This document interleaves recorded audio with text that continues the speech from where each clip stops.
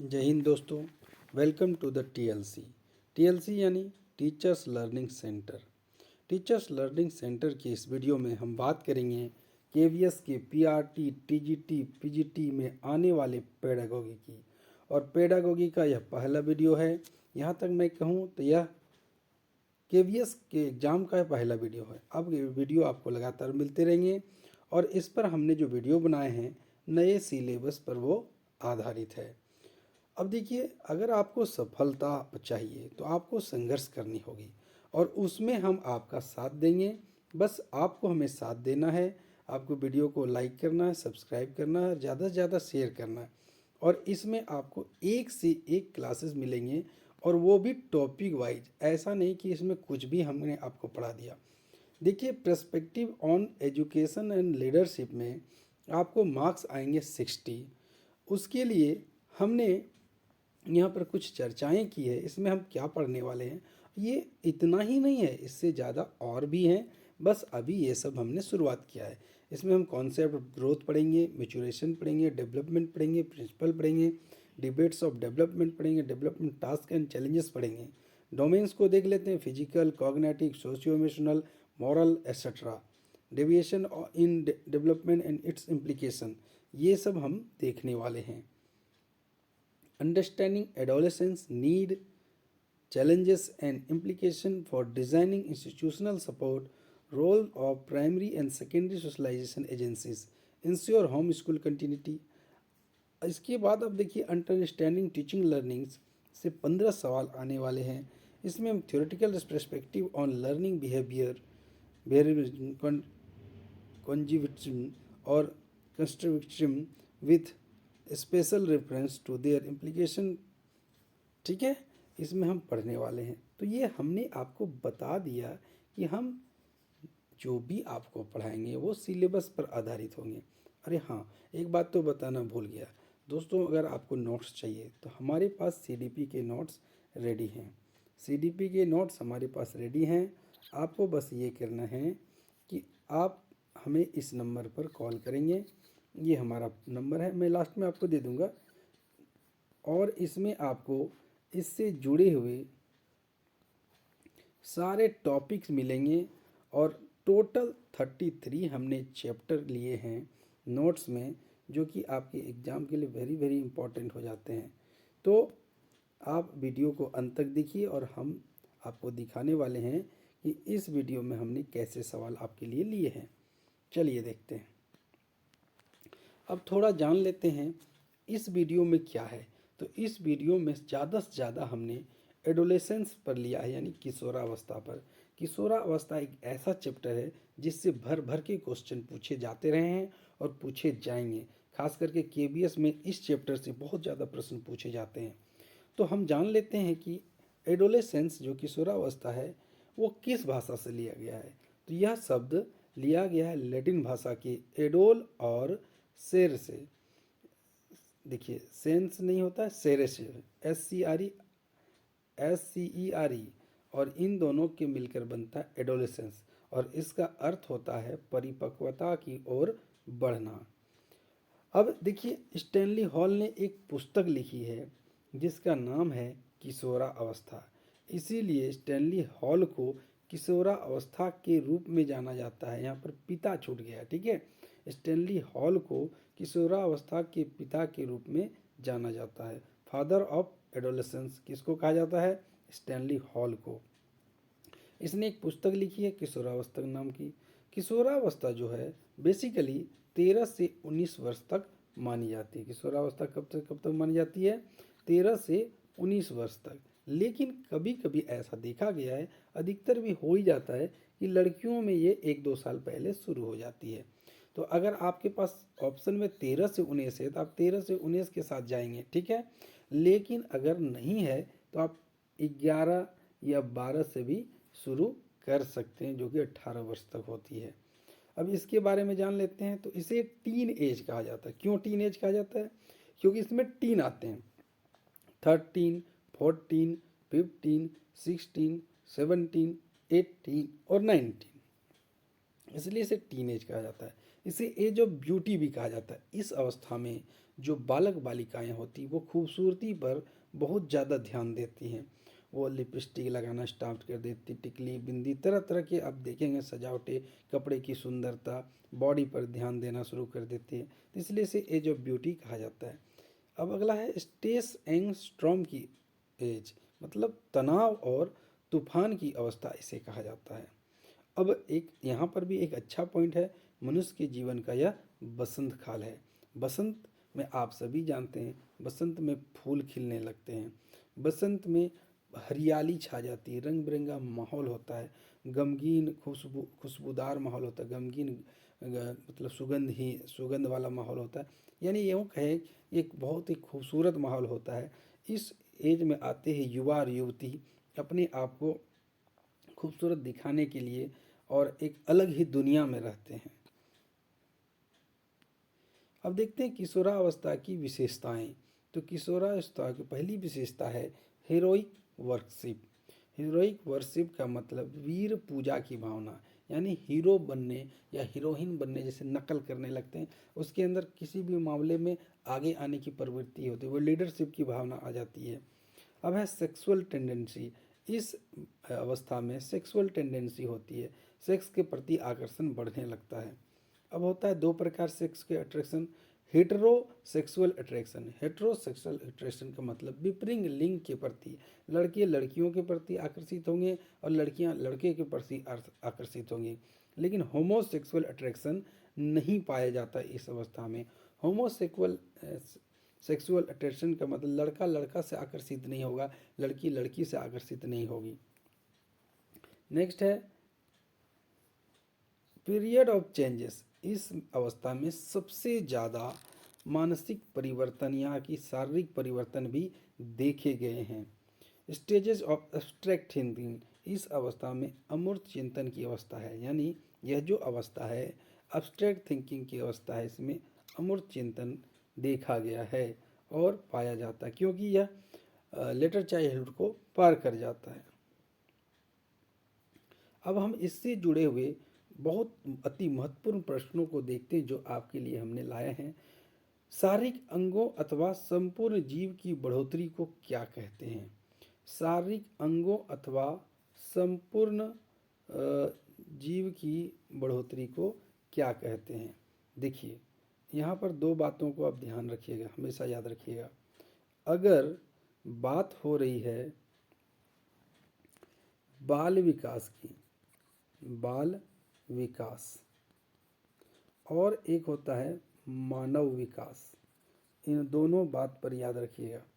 बाल विकास होता है जन्म के बाद, जन्म के बाद से लेकर किशोरावस्था तक, किशोरावस्था तक, ठीक है, किशोरावस्था तक ये होता है बाल विकास। जबकि मानव विकास होता है गर्भ से लेकर के, गर्भ से कब्र तक, गर्भ से कब्र तक। तो हम यहाँ बात कर रहे हैं बाल विकास की, न कि मानव विकास। तो बाल विकास में अंगों का विकास जो होता है वो वृद्धि के अंतर्गत आता है, विकास के अंतर्गत नहीं आता है। अब वृद्धि के अंतर्गत थोड़ा सा जान लेते हैं, है ना, कि क्या क्या होता है। ये देखिए, शारीरिक अंगों तथा संपूर्ण जीव की बढ़ोतरी को कहते हैं वृद्धि, ठीक है। वृद्धि मात्रात्मक होती है। वृद्धि क्या होती है? मात्रात्मक। इसे मापा जा सकता है, नंगी आंखों से देखा जा सकता है, नंगी आंखों से देखा जा सकता है, आंखों से देखा जा सकता है, ठीक है, देखा जा सकता है। जबकि विकास गुणात्मक होता है। इसके अंदर देखिए, वृद्धि के अंतर्गत विकास नहीं आते हैं, लेकिन विकास के अंतर्गत वृद्धि भी आ जाता है। अब दूसरा प्रश्न है बचपन का सांप्रतिक दृष्टिकोण की मान्यता है, यानी contemporary view of childhood is recognised by. बचपन वृद्धि एवं परिवर्तन की एक अनूठी अवधि है। बच्चों को युवा प्राप्त वयस्कों के रूप में सबसे अच्छा माना जाता है। बहुत तरीके से बच्चे प्राप्त वयस्कों के बराबर हो जाते हैं। बचपन आधारभूत रूप से प्रतीक्षा अवधि है।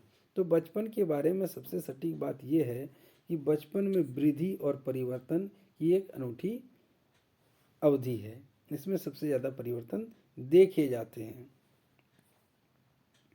नेक्स्ट है 12 वर्ष की उम्र वाले एक सामान्य बच्चे में निम्न में से क्या करने की अधिक संभावना होती है। देखिए 12 वर्ष हो गया, तो ऐसे ही आप देख लीजिए 12 वर्ष की उम्र वाले बच्चों में, तो आपको तो ऐसे ही ये आ गया कि बच्चा कि चाइल्डहुड को पार कर चुका है। तो ऐसे बच्चों में क्या चीज़ की भावना होगी, तो हम देखते हैं उसे सकल मोटर समन्वय के साथ कठिनाई होगी। वह वयस्कों को खुश करने के बारे में चिंता की भावना रखेगा। वह यहाँ और अभी उसके हितों को सीमित करता है। वह सहकर्मी के अनुमोदन के लिए उत्सुक रहता है। अब आप देखे होंगे कि बच्चा जब भी बड़ा हो जाता है तो माता पिता की बात नहीं मानने लगता है। जब किशोरावस्था में प्रवेश करता है वो दोस्तों के प्रति ज़्यादा रुझान को दिखाता है, वो दोस्तों के साथ रहने को खोजता है, उसके लिए अपनी माता पिता से लड़ाई कर देता है। तो यानी वो अपने सहकर्मी को खुश करने के लिए या उसकी स्वीकृति पाने के लिए उसके लिए उत्सुक रहता है। नेक्स्ट है चरित्र का विकास होता है। कैरेक्टर इज डेवलप्ड बाय, तो कैरेक्टर किसके द्वारा विकसित होता है या विकसित होता है, तो इच्छा शक्ति द्वारा। जी हाँ, इच्छा शक्ति तो चाहिए। जैसी आपकी इच्छा शक्ति होगी वैसा ही आपका व्यवहार हो जाएगा, आपका चरित्र बनेगा। आपका व्यवहार, आपका आचरण भी इस पर निर्भर करता है, आपकी नैतिकता भी निर्भर करती है। नैतिक वैल्यू चरित्र के निर्माण में बहुत ज़्यादा इम्पोर्टेंस निभाते हैं। आपने हाइंज वाला केस में देखा ही होगा नैतिक विकास का सिद्धांत, जो हमने नोट्स में लिखा है। अगर आपने नहीं देखा है तो नोट्स पढ़ सकते हैं। जिन्होंने नोट्स लिया है वो पढ़ चुके होंगे नैतिक विकास के बारे में। हमने तस्वीर के द्वारा समझाने का प्रयास किया है। हाइंज ने चरित्र के विकास को दर्शाया है। हाइंज एक पात्र है। तो हमने यहाँ पाएंगे कि इच्छा शक्ति, आचरण एवं नैतिकता सभी के द्वारा चरित्र का विकास होता है। तो 4 का सही आंसर हो गया ऑप्शन नंबर डी। अब हम बात करेंगे पांचवा की। तो पांचवा प्रश्न है, एक 13 वर्षीय बालक अपने बड़ों से झगड़ा करने लगता है और हमेशा स्वयं को सही साबित करने की कोशिश करता है। यह विकास की किस अवस्था में है? आपका देखिए आंसर ये बड़े बहुत बड़ा दिखता हो, लेकिन आप यहाँ देख लीजिए एक चीज़, ये 13 वर्ष का है। हमने क्या कहा था आपको, 13 वर्ष जो होते हैं वो कहाँ से शुरू हो जाता है, किशोरावस्था। किशोरावस्था को हमने क्या कहा था, 11 से लेकर के 18 तक, या 13 से लेकर के 19 तक, कभी कभी 12 से लेकर 18 तक भी ऐसा लड़कियों में, ये लड़कियों में अधिकतर पाया जाता है। तो यहाँ नाम से ही आपको पता चल गया कि 13 वर्ष होगा तो टीन आएगा, 13। तो 13 वर्ष का क्या हो गया, 13 हो गया, यानी टीन एज, किशोरावस्था। नेक्स्ट है शर्म तथा गर्व जैसी भावना का विकास किस अवस्था में होता है। और भाई मेरे, इस तरह के प्रश्न में अधिकतर बच्चे फंस जाते हैं। अभी आपको लग रहा होगा कि भाई हम तो किशोरावस्था पढ़ रहे हैं, तो ये किशोरावस्था आंसर होता है, तो फंस गए ना आप। शर्म और गर्व की भावनाएं बाल्यावस्था में होती है। किशोरा अवस्था में बच्चों को शर्म नहीं आता, वो बेशर्म की तरह हो जाते हैं। आप कितना भी बोल बोल के थक जाइए, थर हो जाएगा, सुनेगा ही बात नहीं। उसको जरा सा भी शर्म और गर्व नहीं आता है। उसे शर्म आता तो आपकी बात को मान रखते, मतलब आपकी बात को समझते, लेकिन उसे शर्म नहीं आती है। उसको जरा सा लिपस्टिक लगाने में जरा सा चैंप चैंप के लिपस्टिक लगाएगा, बाही कटा हुआ टी शर्ट पहनेगा, वो अपना दोस्तों के साथ नशाखोरी में भी चला जाता है। यदि गलत में आ गया तो वो फिल्म देखने के लिए भाग जाएगा, स्कूल छोड़ के चला जाएगा। तो ये सब स्टार्ट हो जाता है बाल्य अवस्था से, ठीक है। ये किशोरा अवस्था से नहीं आता है, ये बाल्य अवस्था से आ जाता है। तो बाल्य अवस्था में देखिए, किशोरावस्था में जाने के बाद वो अपने आप में घमंड महसूस करने लगता है। उसको लगता है कि हम ये होते हैं। लेकिन ये जो लेटर चाइल्डहुड होता है ना, इसमें उतना दिमाग तो होता नहीं है, इसलिए उसको शर्म भी नहीं आता, गर्व की भावना तो होती है उसके अंदर। शेषवा अवस्था की मुख्य विशेषता क्या नहीं है। शेषवा अवस्था होती है 0 से 2 वर्ष। शेषवा अवस्था कब से कब से होती है, 0 से 2 वर्ष। अब आप ही बताइए, 0 से 2 वर्ष का बच्चा क्या चिंतन कर सकता है? चिंतन करने योग्य है वो? नहीं है ना। इसलिए तो जीन पियाजे ने क्या कहा है, सेंसरी मोटर स्टेज, संवेदी अवस्था या इंद्रिय गामक अवस्था। इसमें जिज्ञासा की प्रवृत्ति होती है, यहाँ पूछा गया है क्या नहीं होती है। सीखने की प्रवृत्तियों में तीव्रता आती है। अनुकरण द्वारा सीखते हैं, बिल्कुल सीखते हैं। चिंतन प्रक्रिया शेषावस्था की विशेषता नहीं है। नेक्स्ट है तनाव और क्रोध की अवस्था है। There is a stage of tension and anger. तनाव और क्रोध किस में आएगा? तो तनाव और क्रोध की स्थिति होती है, हमने अभी थोड़ा देर पहले किशोरावस्था के बारे में बताया था। नेक्स्ट है किशोरावस्था की प्रमुख समस्या है। वजन बढ़ना कोई प्रमुख समस्या नहीं है। पढ़ाई लिखाई करना, शिक्षा, ये भी कोई समस्या नहीं है। एडजस्टमेंट ये समस्या है। इस अवस्था में ऐसे हार्मोन रिलीज होते हैं जिसकी वजह से उसे समायोजन में कठिनाई होती है। नेक्स्ट है निम्नलिखित में से कौन सा किशोरावस्था का विकासात्मक कार्य नहीं है? Which one of the following is not a developmental function of adolescent? तो डेवलपमेंटल पर ये व्यवसाय का चयन कोई डेवलपमेंट नहीं है। वस्तु स्थायित्व प्राप्त करना, आत्म पहचान का विकास करना, शारीरिक परिवर्तनों को स्वीकारना। तो इसमें से आपको बताने हैं कि विकासात्मक कार्य कौन सा नहीं है। अब देखिए स्टेबलाइजेशन। स्टेबलाइजेशन का मतलब एक स्थिरता बनाए रखना। तो कोई भी किशोरावस्था में स्थिर बना हुआ नहीं होता है, क्योंकि हमने कहा कि उसमें कई प्रकार के हार्मोन रिलीज होते हैं, उसमें शारीरिक परिवर्तन होते हैं, जिसकी वजह से वो स्थिर नहीं हो सकता है। निम्नलिखित में से कौन सा संज्ञानात्मक कार्य पद्धति के स्वस्थ स्तर को बनाए रखने में सहायता करने के लिए उपयुक्त नहीं है? संज्ञानात्मक पद्धति स्वस्थ स्तर यानी बढ़िया बनाए रखने के लिए उपयुक्त नहीं है। क्रीड़ा में भाग लेना, तो ये शरीर के लिए अच्छा है, स्वास्थ्य के लिए भी अच्छा है और बुद्धि के लिए भी अच्छा है। क्रॉसवर्ड पहली करेगा, संज्ञानात्मक विकास के लिए ये तो अच्छा है कि नहीं? ये दिमाग के लिए अच्छा बात है, ये दोनों होगा। गतिहीन जीवन शैली, पठन करना, पढ़िएगा तो भी संज्ञानात्मक के लिए अच्छा होगा, लेकिन जैसे तैसे जिंदगी जिएगा तो ये संज्ञानात्मक के लिए अच्छा नहीं होता है। एक कहा जाता है ना, स्वस्थ शरीर में ही स्वस्थ मस्तिष्क का निवास होता है। नेक्स्ट है किशोरों में निम्नलिखित में से कौन सा एक लक्षण है जो उनकी निर्णय लेने की क्षमता में बाधक होता है? ऐसे ही क्वेश्चन बार बार फंसा लिए जाते हैं, है ना। अब कुछ लोगों का कहना होगा कि नहीं, ये तो आत्मचिंतन होगा। तो आत्मचिंतन आपकी क्षमता में बाधक नहीं होता है। आदर्शवाद, आपने एक आदर्श को अपनाया, आपकी क्षमता में बाधक नहीं होगा। आलोचना करेगा तो आप उस पर ध्यान दीजिएगा और अपनी कमियों को दूर कीजिएगा। लेकिन अगर आपकी अमूर्त चिंतन हो रही है, आप सही से सोच नहीं पा रहे हैं, तो आपके मार्ग में, आपकी क्षमता में बाधा आ जाएगी। अधिगम के विकास के किस चरण के तहत अवधारणा सीखने को बढ़ावा देने की अधिक गुंजाइश होती है? यानी अवधारणा सीखने की बढ़ावा देने की गुंजाइश किस में होती है अधिक, ये आपको बताने हैं। तो ज़रा ध्यान से देखिए, शिशुआवस्था के दौरान तो होता ही है, बचपन के दौरान होता है, किशोरावस्था में अवधारणा सीखने पर ज़्यादा ध्यान नहीं दिया जाता है। तो यहाँ देखिए, अगर हम इस ऑप्शन को देखते हैं पूर्व किशोरावस्था, इसमें शिशुआ भी आ गया और बचपन भी आ गया, यानी किशोरावस्था से ठीक पहले अवधारणा सीखने को बढ़ावा दिया जाता है और वो सीखते भी हैं। तो ये ज़्यादा सटीक होगा ऑप्शन नंबर डी। और नेक्स्ट है संवेगात्मक विकास को प्रभावित करने वाले कारक हैं। Factors influencing the emotional developments are शारीरिक विकास, मानसिक क्षमताएं, थकान और उपरोक्त सभी।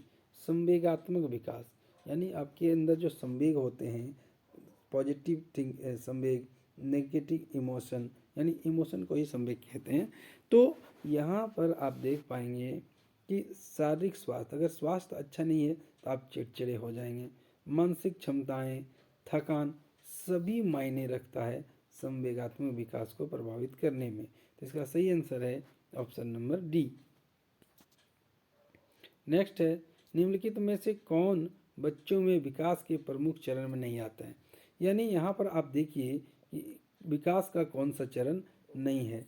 तो विकास के चरण में आप देखिएगा प्रीनेटल आता है, बाल्यावस्था आता है, किशोरावस्था आता है, बाद बाकी के बारे में नहीं बात की गई है। प्रौढ़ावस्था के बारे में बच्चों की बात हो रही है।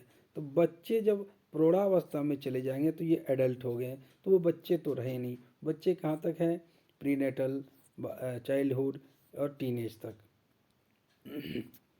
और 16 नंबर का प्रश्न है, समाजीकरण में बाधा किस कारण से होती है। तो समाजीकरण में बाधा धर्म के कारण नहीं होती है, समानता के कारण नहीं होती है, राजनीति के कारण भी नहीं है। लेकिन यदि आपने किसी के प्रति पूर्व धारणा बना ली है तो वो समाजीकरण में बाधा, आपने सोचा कि एक्स जो जाति है वो बहुत खराब जाति है, आपने पहले से धारणा बना ली, तो सामाजिक आप उससे समाजीकरण कर ही नहीं पाएंगे, वो बाधा बन जाएगी। नेक्स्ट है, निम्नलिखित में से कौन सा सामाजिक मूल्य है? प्राथमिक लक्ष्य, स्वाभाविक, परोपकारिता, आक्रामकता की जरूरत। तो देखिए सामाजिक, तो परोपकारिता ही तो सामाजिक मूल्य है। यानी समाज के लिए परोपकार, अपने से अपने लिए तो जिए ही जिए, थोड़ा भलाई करना चाहिए दूसरों के लिए, तो ये तो सामाजिकता को दर्शा रहा है ना। 18 नंबर का प्रश्न है, सहकर्मी समूह के एजेंट है। सहकर्मी समूह यानी पीयर्स ग्रुप है ना, पीयर ग्रुप का एजेंट क्या होगा? तो पीयर ग्रुप, पहली बात तो पीयर ग्रुप क्या था? मित्र मंडली में आ रहा है, तो वो प्राथमिक कारक तो है नहीं। तो प्राथमिक कारक में परिवार आता है? नहीं है। विकासात्मक समाजीकरण नहीं, ये द्वितीयक समाजीकरण में आता है। ठीक है, नेक्स्ट देखते हैं। 18 का ए हो गया। नेक्स्ट है, निम्नलिखित में से कौन सा एक उपयुक्त तकनीक नहीं है जिसका उपयोग शिक्षक बच्चे के समाजीकरण के लिए करते नहीं है बोला है। तो कोई भी चीज़ हद से अधिक हो जाता है ना, कोई भी चीज़ जब हद से अधिक हो जाता है तो अच्छा नहीं होता है कि नहीं। कोई भी चीज़ हद से अधिक हो जाता है तो ये तो डायरेक्ट आंसर आ गया, लेकिन कोई बात नहीं, ज़रूरत से अधिक कोई भी चीज़ हो जाता है तो वो अच्छा कभी नहीं हुआ है। निम्नलिखित में कौन से समाजीकरण के द्वितीयक कारक हैं?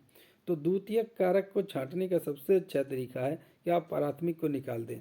परिवार प्राथमिक है, परिवार प्राथमिक है, परिवार प्राथमिक है, स्कूल और पड़ोसी द्वितीयक हैं। नेक्स्ट, चलिए इसमें आपको 20 क्वेश्चन इंपॉर्टेंट वाले मिल गए हैं जिस पर हमने चर्चा कर दिया।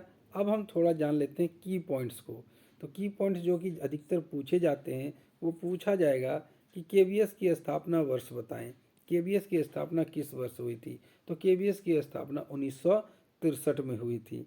टॉय एज किसको कहा जाता है? खिलौने की अवस्था। ये अर्ली चाइल्डहुड, अर्ली चाइल्डहुड यानी 3 से 7 भी हो सकता है या 3 से 6 भी हो सकता है। जीन पियाजे ने 3 से 7 कहा है, बाकियों ने 3 से 6 कहा है। अब मोरल डेवलपमेंट, तो मॉरल डेवलपमेंट आपसे पूछा जा सकता है कि सबसे पहले मॉरल डेवलपमेंट के बारे में किसने बात की थी? तो सबसे पहले बात किया था जीन पियाजे ने, उसके बाद संप्रत्यय दिया कोलबर्ग ने। यह आपने अच्छे से जाना। अब देखते हैं कुछ जानकारी। जानकारी ये है कि हमारे ऑफलाइन के भी बैचेस चलते हैं जिसका नाम है हमारे कोचिंग का टीचर्स लर्निंग सेंटर, और इसी नाम से यूट्यूब में चैनल भी है जिसका लोगो है ये। हम जो कोर्स कराते हैं अभी फ़िलहाल सीटेट और जेटेट का, और कोर्स भी हमने रखा है मात्र 6,000 रुपये तब तक के लिए जब तक आपका एग्ज़ाम नहीं हो जाता है। यदि आपके एग्ज़ाम को लेने में 3 साल लगाए तो आपको इसी फीस में 3 साल पढ़ाया जाएगा। साथ में आपको सीडीपी पढ़ाया जाएगा, EVS, math, Hindi, Sanskrit, English और अंगिका जो रीजनल लैंग्वेज है झारखंड के लिए, वो आपको इसमें पढ़ाया जाएगा। ये मेरा कॉन्टैक्ट नंबर है, मेरा एड्रेस है। तो जिसको भी हमसे ऑफलाइन क्लासेस करनी हो इस नंबर पर संपर्क करेंगे। और पीडीएफ के लिए आप हमारे ग्रुप जो कि टीचर्स लर्निंग सेंटर के नाम से है, टेलीग्राम ग्रुप है टीचर्स लर्निंग सेंटर पर, तो आप उसको ज्वाइन करें। और अभी मैं क्लासेस ले रहा हूँ इसके बाद तुरंत मैं PDF को हमारे चैनल पर कि जो टेलीग्राम चैनल है उसमें मैं डाल दूंगा। उम्मीद करता हूँ क्लास आपको अच्छा लगा होगा। अगर अच्छा लगा तो आप हमें कमेंट करके बताएं, ज़्यादा से ज़्यादा दोस्तों में शेयर करें। अगर आपने अब तक सब्सक्राइब नहीं किया सब्सक्राइब कर लें, क्योंकि आपको KVS के कंटेंट रेगुलर मिलेंगे और अच्छे मिलेंगे, ताकि आप अपने भविष्य को संवार सकें। तब तक के लिए धन्यवाद। मिलते हैं अगले वीडियो में। जय हिंद भारत, जय भारत।